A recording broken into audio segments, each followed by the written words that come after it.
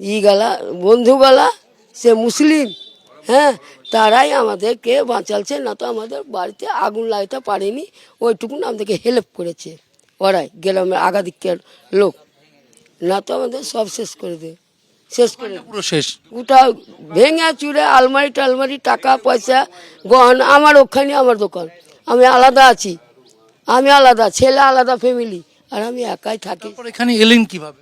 ওই যে বিএসএফ এরা নিয়ে এলো, আমাদেরকে হেল্প করলো, যা পড়েছিলাম তাই ওখানে আমাদের ওখানে মার্ডার হয়েছে না, আরও ভয়ে পালিয়ে এলাম, হেল্প করলে মুসলমানের ছেলেরাই আমাকে হেল্প করেছে, দিয়া বললো কি বিএসএফতে চলে যাও, চাওয়ালা একটা এইসব বললো কি দিদি তোমরা চলে যাও, তোমাদের আর রাস্তা কিছু নাই, আমরা থামতে পারি না, তোমরা চলে যাও, দিয়ে বিএসএফের গাড়িতে আমাদের টুকটুকিতে করে আমরা চলে এলাম।